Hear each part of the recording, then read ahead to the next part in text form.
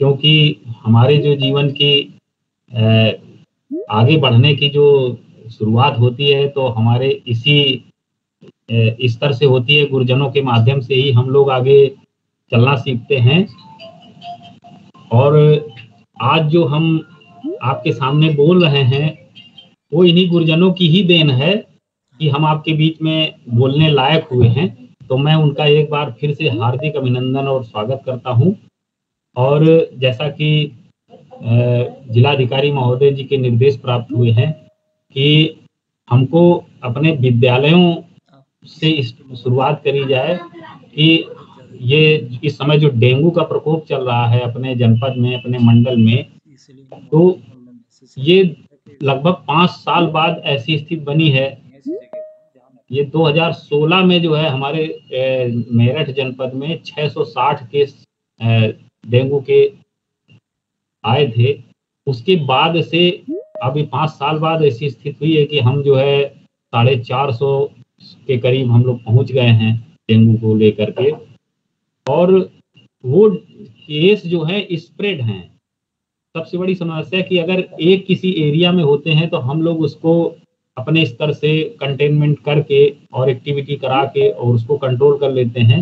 लेकिन इस बार पूरे जनपद में, हर ब्लॉक में और अर्बन हेल्थ के सभी मोहल्लों में केसेज निकल रहे हैं।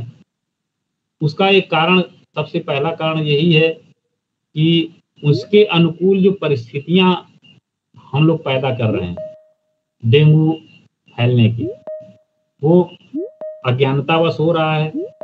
हम लोगों को इसकी जानकारी नहीं है, लोगों में इसके प्रति ज़्यादा जानकारी नहीं है। इस वजह से ऐसी स्थिति बन रही है। जैसे कोविड को लेके लोगों में जानकारी नहीं थी, फिर जानकारी धीरे धीरे हुई और हम लोग लगभग उससे मुक्ति पाने की तरफ हैं।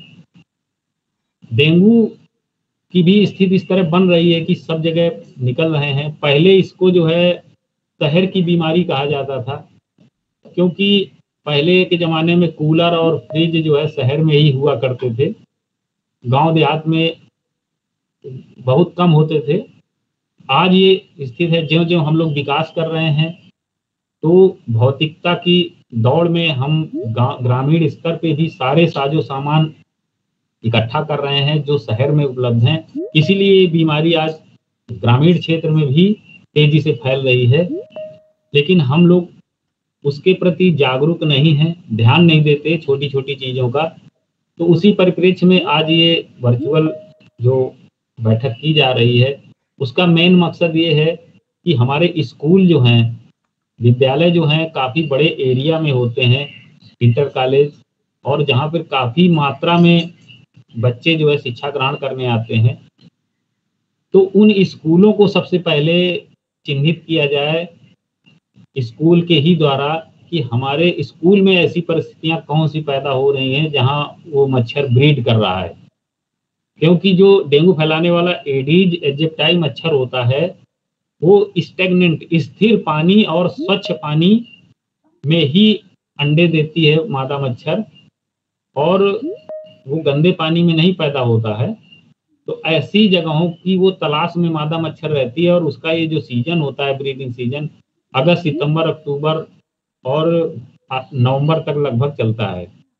ये 3-4 महीने उसके ब्रीडिंग सीजन होते हैं। वो जो है निरंतर अंडे देती रहती है और क्रम से वो अंडे लार्वा से प्यूपा, प्यूपा से एडल्ट, उनका सर्किल चलता रहता है।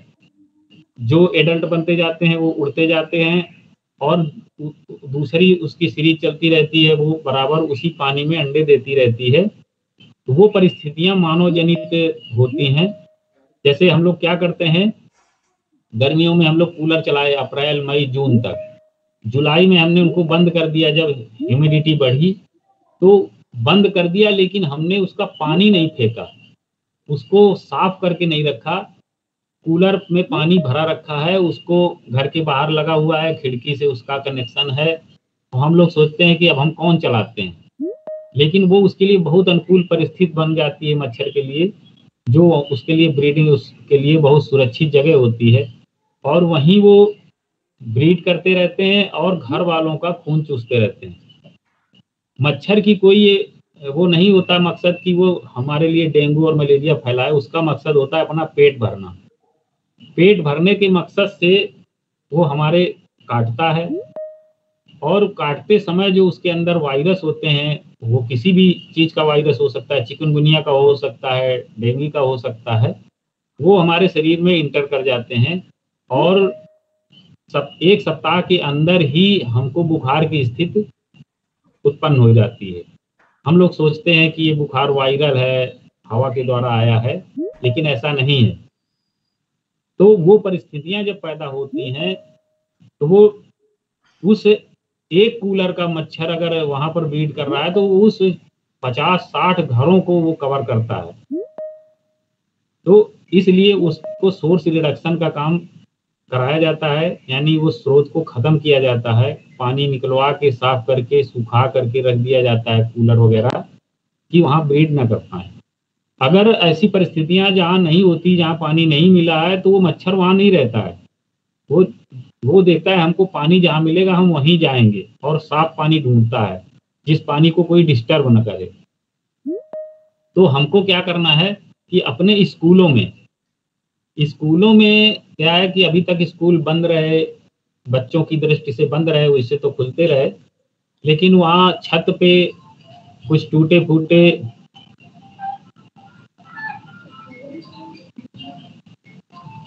फूटे कूलर, कुर्सियाँ, टूटे फूटे मिट्टी के बर्तन, ये जो है फेंक दिए जाते हैं।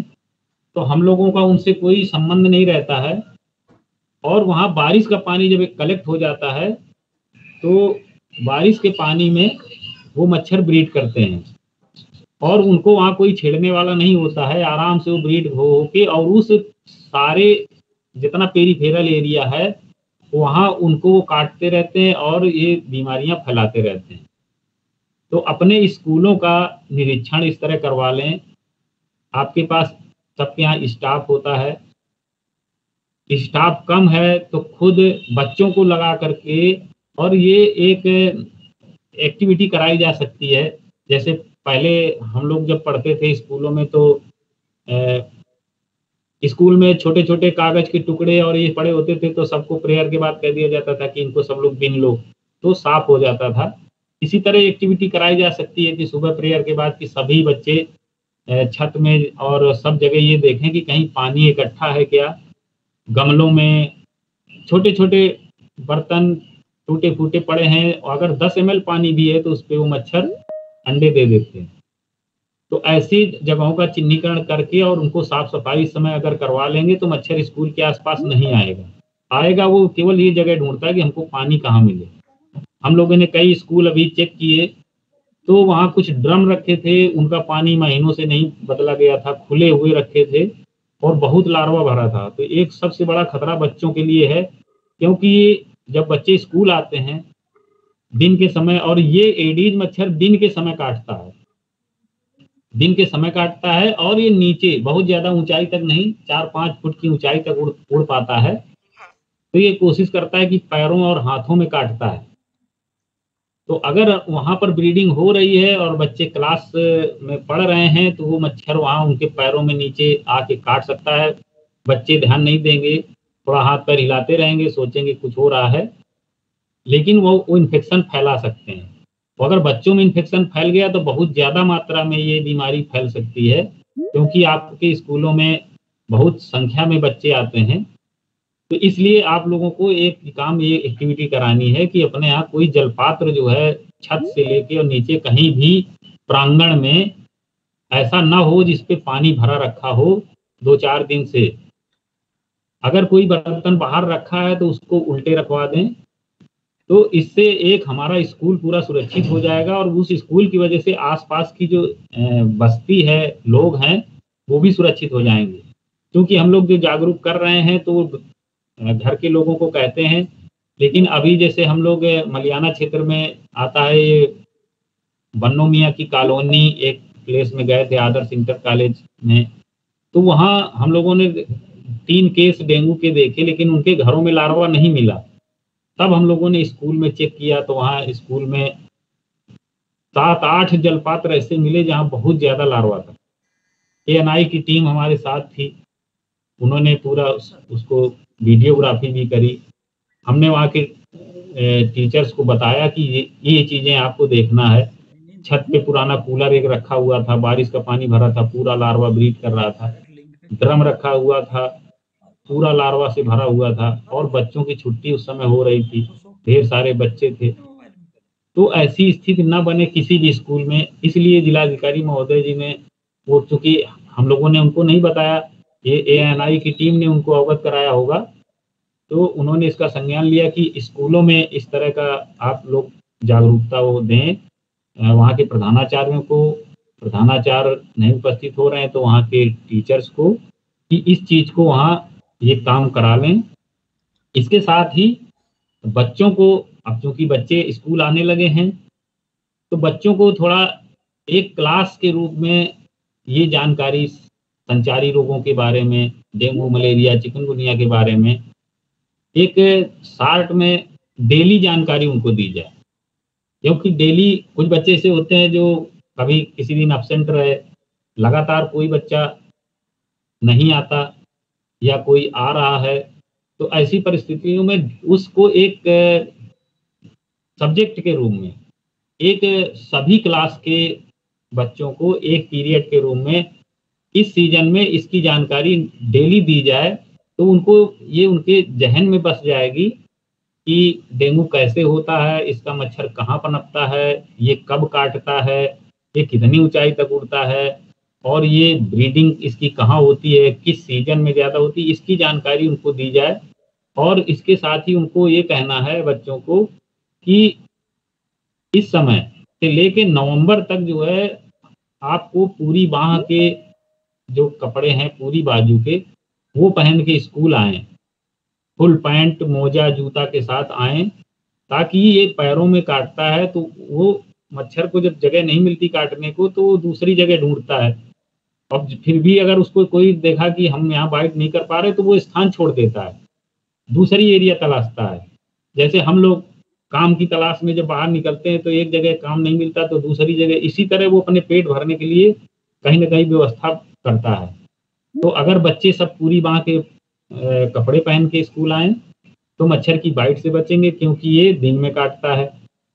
दूसरी चीज़, बच्चों को ये बताना है कि अपने-अपने घरों में यही एक्टिविटी कराएँ, जो स्कूल में कराई जा रही है, कि अपने जल पात्रों का पूरा निरीक्षण करें, उनको खाली करें और उनको सूखे कपड़े से रगड़ के साफ करें, क्योंकि ये इसका जो अंडा है, जैसे हम लोग कूलर खाली कर देते हैं, वो दीवार में चिपक जाता है।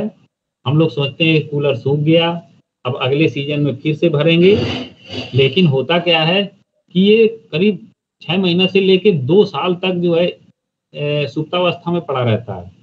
जब अगले सीज़न में हम कूलर में पानी भरते हैं, तो ये फिर से जनरेट हो जाता है, वो एक फिर से एक्टिव हो जाता है वो अंडा, और फिर से वो लार्वा में चेंज हो जाता है। तो हम लोग सोचते हैं कि ये बार-बार इस पे क्यों हो रहा है? तो उसको रगड़ के साफ करना है, ताकि वो अंडे नष्ट हो जाएँ। इसके बाद कूलर को सुखा के रखना है, फिर अगले सीज़न में उसको भरें, और जब सीज़न उसका समाप्त हो जाए तो हमेशा पानी खाली करके रखें।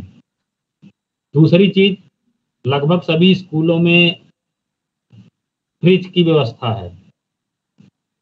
ठंडा पानी, कुछ चीज़ें रखने के लिए व्यवस्था की गई है आप लोगों के द्वारा।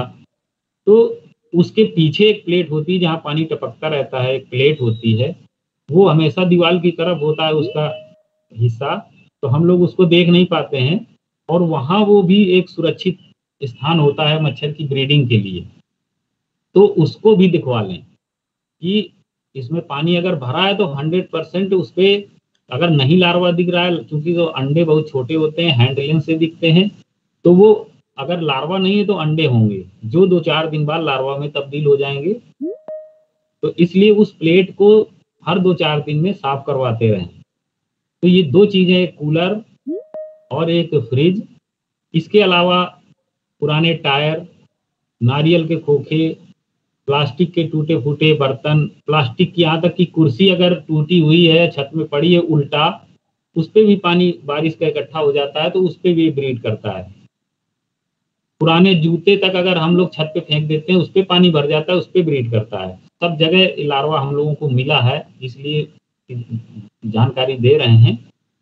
तो हर चीज पे नजर रखना है। अगर आप अगस्त, सितंबर, अक्टूबर, नवंबर 4 महीने इस चीज को ध्यान दे लेंगे अपने स्कूल में और अपने घरों में, तो डेंगू जैसी बीमारी आपके क्षेत्र में नहीं होगी। ये इस चीज का बिल्कुल 100% विश्वास के साथ इसको करिए। बिल्कुल नहीं हो सकता, क्योंकि हम उसकी परिस्थितियां नहीं पैदा कर रहे हैं।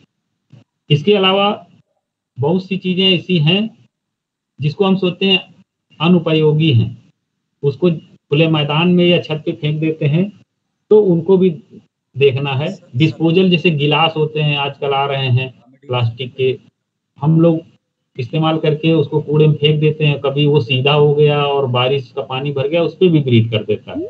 सब चीजों का अगर ध्यान रखेंगे, जैसे स्वच्छ भारत मिशन अभियान चला, उन लोगों सफाई के प्रति लोग बहुत जागरूक हो गए, इसी तरह इसको भी ध्यान देना है। तो ये भी एक इससे भी हम लोग जो है मुक्ति पा सकते हैं डेंगू जैसी बीमारी से। मलेरिया जो है गंदे पानी में एनाफ्लीज जो है ब्रीड करता है, तो गंदा पानी अगर वो भी रुका हुआ है तो वहाँ ब्रीड होगा। तो अपने स्कूल में कहीं ऐसा पानी का भराव देख लें जो जहाँ बच्चे पानी पीते हैं और वो पानी बह बह के जा रहा है, कहीं गड्ढा बना हुआ है वहाँ भर रहा है, तो वहाँ पर यह जला हुआ मोबी ऑयल उस पानी में डलवा दें, ताकि एनाफ्लीज मच्छर उस पर ब्रीड न करे। तो इन चीज़ों का ध्यान रखना है। बच्चों को जो है सभी को प्रेरित करना है कि अपने घरों में भी यही एक्टिविटीज करें। सप्ताह में एक दिन समय सभी लोग निकालें, गुरुजन भी और बच्चे भी, और जो उनके सगे संबंधी और जानने वाले हैं, कि हर रविवार मच्छर पे वार एक नारा दिया गया है कि कम से कम इतवार के दिन जो है सभी लोग अपने घरों का निरीक्षण करें। छत से लेके छत की टंकी में पानी अगर है, ढक्कन उसका टूटा है तो उसको ढक्कन को ठीक करा लें, खुला न रहना चाहिए। अगर आपको बहुत जरूरी है कि ड्रम में पानी हमको कलेक्ट करना है और हमारे यहाँ पानी की दिक्कत है, लोग दिक्कत की वजह से 250-250 लीटर के ड्रम भर के रखते हैं, तो उसको ढकने की व्यवस्था रखें। मच्छर की एंट्री नहीं होनी चाहिए। चद्दर से उसको ढक दें, कपड़ा बांध दें या पॉलीथीन से ढक दें। तो मच्छर अगर पानी में पहुंचता है तो वो अंडे वहां देगा। तो अगर ऐसी जगह वो नहीं कर सकते तो उस पानी को ढकने की व्यवस्था करें। जैसे बड़े बड़े हौज बने हैं, उनको नहीं खाली कर सकते, खाली करने दे, तो उसको भी ढकने की व्यवस्था इस तरह करी जाए कि मच्छर की एंट्री उस पानी में ना हो पाए, मच्छर पानी में ना बैठने पाए, तो वहां मच्छर बार बार नहीं आएगा। इसके अलावा जो बच्चों को कुछ हम लोग क्या जागरूक करने के लिए, प्रोत्साहित करने के लिए छोटी छोटी प्रतियोगिताएं विद्यालय में रखवा सकते हैं। जैसे एडीज मच्छर पे, डेंगू पर निबंध प्रतियोगिता है, ड्राइंग जैसे स्वच्छ भारत मिशन अभियान के तहत बच्चे किया करते थे। तो मलेरिया, डेंगू, चिकनगुनिया को लेके पहले उनको जानकारी दी जाए, फिर उनसे प्रतियोगिता कराई जाए और उनको सम्मानित किया जाए। तो इस तरह से बच्चों में इसका जो है उत्साह बढ़ेगा और इन एक्टिविटीज को अपने घरों में कराएंगे, अपने मोहल्ले में कराएंगे। इसके अलावा जैसे टोली बनाई जाती है, तो स्कूल के आसपास जो बस्ती है हमारा, जो जहाँ पर हमारा इंटर कॉलेज स्थापित है, कोई भी चाहे वो रूरल एरिया में हो चाहे अर्बन एरिया में, तो सप्ताह में एक दिन एक्टिविटीज बच्चों के माध्यम से, गुरुजनों के मॉनिटरिंग में, देख रेख में इस तरह कराई जा सकती है कि हम अपना स्कूल तो साफ कर लिए, थोड़ा मोहल्ले में टोली बना के 4-4 बच्चों की, कि सभी इन घरों में जा करके, क्योंकि बच्चे स्कूली ड्रेस में रहते हैं, सब जानते हैं स्कूल से बच्चे आए हैं, और वो जाके घरों में थोड़ा सा एक एक्टिविटी कराएं कि 10-10 घर, 20-20 घर बच्चों को कह दिया कि जाके कहिए कि अपने कूलर, फ्रिज और इनमें डेंगू का मच्छर पनप रहा है, इनको साफ करिए।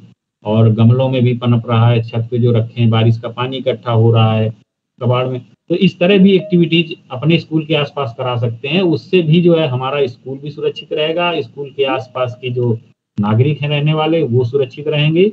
तो और एक यही संदेश जाएगा कि हमारे घर के पास जो स्कूल है वहाँ के बच्चे और टीचर्स लेके आते हैं और ये एक्टिविटीज कराते हैं, तो स्कूल का भी नाम रोशन होता है कि इस स्कूल के बच्चे बहुत जागरूक हैं, टीचर्स बहुत जागरूक हैं, प्रधानाचार्य बहुत जागरूक हैं। तो ये हमको अपने समाज के लिए करना पड़ेगा, तभी हम जो है सभी मिल करके भी ही किसी जो है इस तरह महामारी से अपने को बचा सकते हैं। जैसे कोविड को हम लोगों ने सारे विभाग मिल करके और सारे पब्लिक नागरिक सब मिल करके और उसको जो है हम लोगों ने हराया है।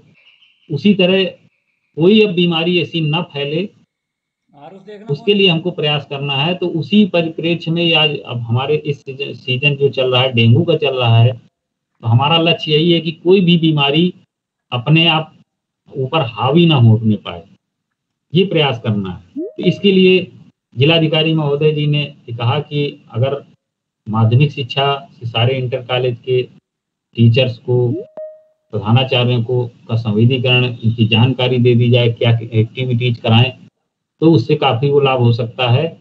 और उन्होंने बीएसए साहब से भी कहा है कि आप भी अपने स्कूलों को, टीचर्स को इसमें संवेदीकरण कराएं, ताकि स्कूलों के माध्यम से बच्चों में इसका वो संदेश जाए और बच्चे इस संदेश को अपने घर में और अपने मोहल्ले में इसको फैलाएंगे, जन जागरूकता बढ़ेगी, लोग सावधान होंगे। क्योंकि अभी हम लोगों को पता नहीं है कि ये पानी में जो कीड़ा तैर रहा है वो हमारे लिए कितना बड़ा खतरा है। इसकी जानकारी आम जनता तक पहुंचाना है, तो हम लोग इससे बहुत जल्दी निजात पा सकते हैं। कहीं भी डेंगू केस निकलता है और वो उसको अगर अस्पताल जाना पड़ता है तो कितना उसकी परेशानी, पैसे का खर्चा, शारीरिक नुकसान, परिवार परेशान, ये परिस्थितियां किसी के सामने ना उत्पन्न हो। क्योंकि हम अपना घर साफ रखते हैं, लेकिन पड़ोसी के यहाँ अगर मच्छर ब्रीड कर रहा है तो वो वहां से आके हमारे यहाँ काट सकता है, तो हमारा अपना घर साफ करने से कोई फायदा नहीं हुआ। इसलिए अपने पड़ोस को भी जागरूक करना है, अपने समाज को भी जागरूक करना है, और इसका शुरुआत अपने स्कूल से करना है, अपने विद्यालय के प्रांगण से करना है। आप इस एक्टिविटीज को करके देखिए आपके स्कूल के बच्चे सुरक्षित रहेंगे, स्कूल के आसपास के नागरिक सुरक्षित रहेंगे। तो इन एक्टिविटीज को कराइए, ये मैं यही आप लोगों से अपील करता हूँ। और हर क्षेत्र में आप लोगों का योगदान रहा है, कोई भी स्वास्थ्य विभाग का कार्यक्रम रहा हो, क्योंकि ये जन सहयोग से, आपसी भागीदारी से ही इनका वो किया जा सकता है। क्योंकि ये कोई भी प्रोग्राम अकेले एक विभाग नहीं संपन्न करा सकता है, तो इसलिए सबके सहयोग से और इस गतिविधि को कराया जाना है। अपने आप को सुरक्षित रखना है, अपने समाज को सुरक्षित रखना है, तो बहुत अच्छा रहेगा। आप लोग इसमें सहयोग करेंगे। ये बस कोई इसमें टेक्निकल चीज नहीं है, केवल अपने जल पात्रों का निरीक्षण करके उनको खाली करना है, साफ करना है, सुखा के रखना है, तो हम कहीं डेंगू का केस आपके पास नहीं निकलेगा। और किसी को कुछ जानकारी लेना हो तो पूछ सकते हैं, और मेरा नंबर सभी लोग नोट कर लें, 9415184354। सत्य प्रकाश, जिला मलेरिया अधिकारी मेरठ। कहीं भी आपको मेरे सहयोग की जरूरत हो, जन जागरूकता के लिए, बच्चों को सेंसिटाइजेशन के लिए, या कोई छोटा मोटा प्रोग्राम आप इस तरह अगर रखें, तो आप कभी भी हमको कॉल कर सकते हैं। मैं समय निकाल के आपके पास उपलब्ध रहूंगा। सर एक बार और मोबाइल नंबर बोल दीजिए। मैंने व्हाट्सएप कर दिया है, प्रिंसिपल ग्रुप चेक कर लीजिए सभी लोग।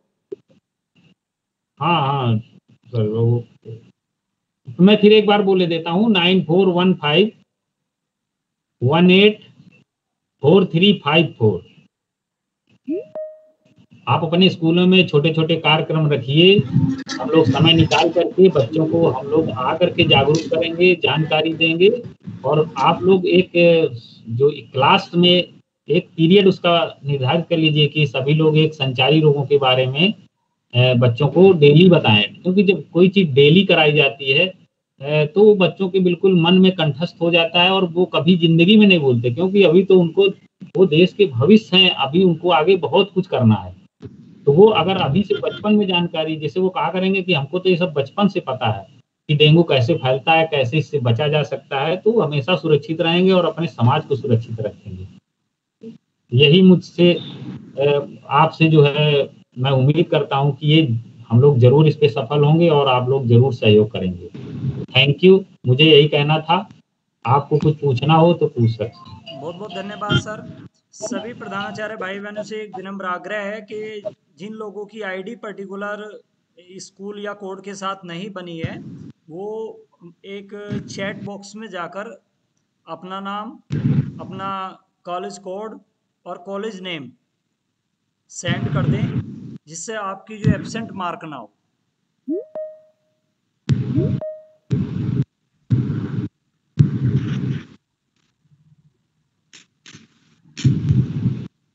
देखिए, जिलाधिकारी महोदय के द्वारा कोविड के समय भी बहुत अच्छे प्रयास किए गए और माध्यमिक शिक्षा का बहुत बड़ा एक विशेष योगदान रहा कि हमारे 532 विद्यालयों की सूचना प्रतिदिन शाम 5 बजे तक ऑनलाइन लिंक के माध्यम से जिला अधिकारी महोदय के कार्यालय में पहुंच जाती थी।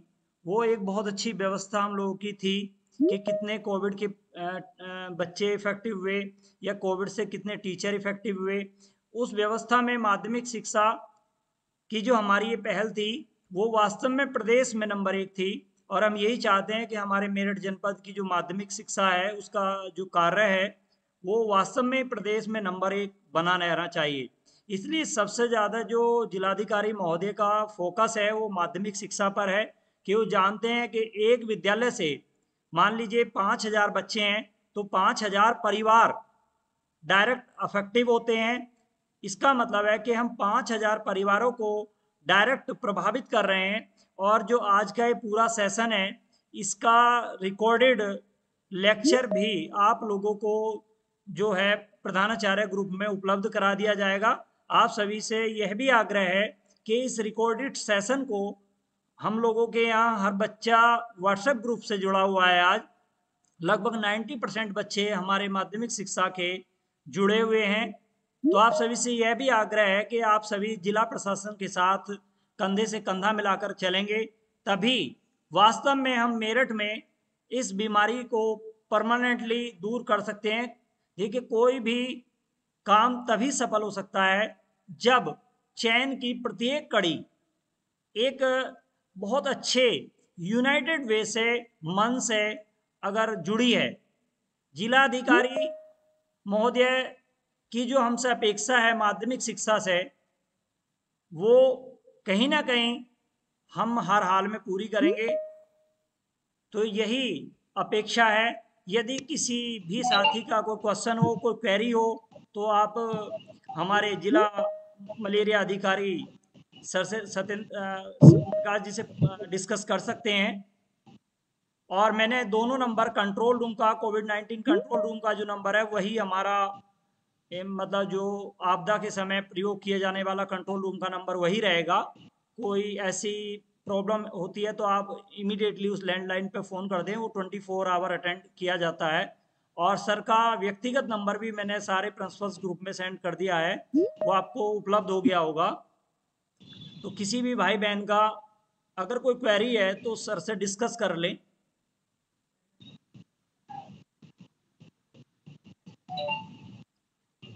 किसी का कोई क्वेश्चन है? जो भी कहना चाहे प्लीज वो माइक अनम्यूट कर ले। Sir very very thank you. मैं चित्रसेन चौधरी, उत्तम पब्लिक स्कूल राहवती से। सर ने ऑलरेडी इतना अच्छा समझा दिया है, वेरी वेरी थैंक यू। और निश्चित रूप से सर कल से ही हम इसको फॉलो करना शुरू करेंगे और बच्चों को एक्सप्लेन करेंगे। और सर आशा करते हैं कि हम कोशिश करेंगे कि एक दिन आप अपना समय भी हमारे लिए देंगे। बिल्कुल बिल्कुल, मैं हमेशा उपलब्ध रहूंगा। जब भी आप कॉल करेंगे मैं पहुंचूंगा आप कहीं भी। Sir very very thank you sir, very very thank you. और कल से हम इस पर प्रक्रिया शुरू करेंगे। और सर जो स्वच्छता का जो कार्यक्रम रहा है अपने राहवती में और आसपास के सभी गांवों में हमने प्रॉपर चलाया है सर। बहुत बढ़िया। आपको बहुत बहुत बधाई। हाँ, और सब डेमो पर भी हाँ इन शॉर्ट टाइम हम शुरू करेंगे सर। मैंने अभी कहा था कि वास्तव में रियलिटी में, मतलब मैं वैसे नहीं कह रहा, रियलिटी में माध्यमिक शिक्षा का कार्य प्रदेश में नंबर 1 रहा कोविड के समय भी।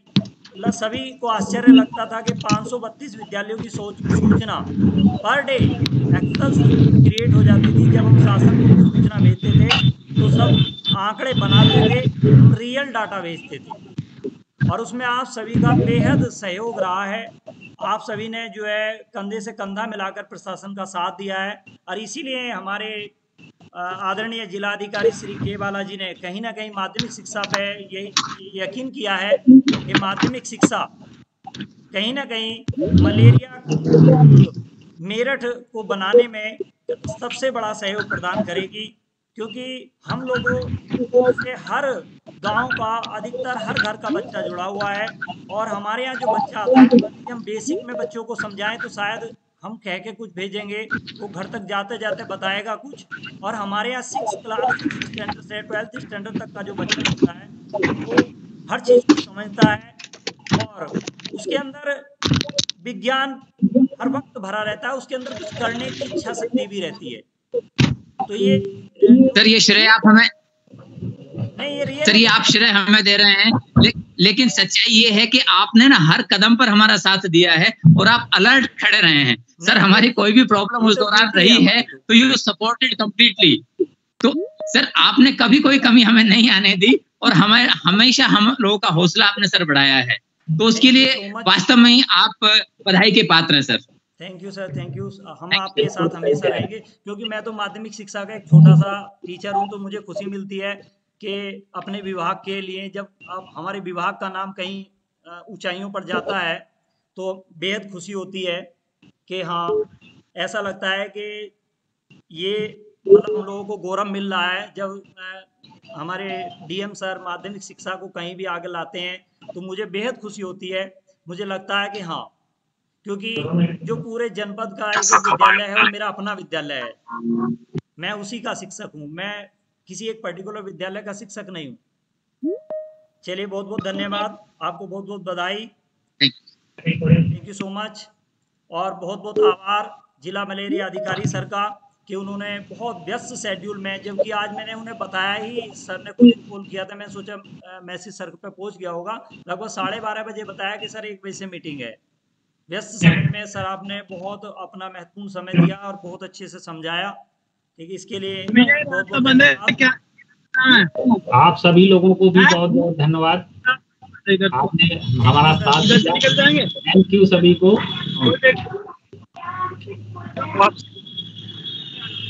गाड़ी आ जाएगी। ठीक है।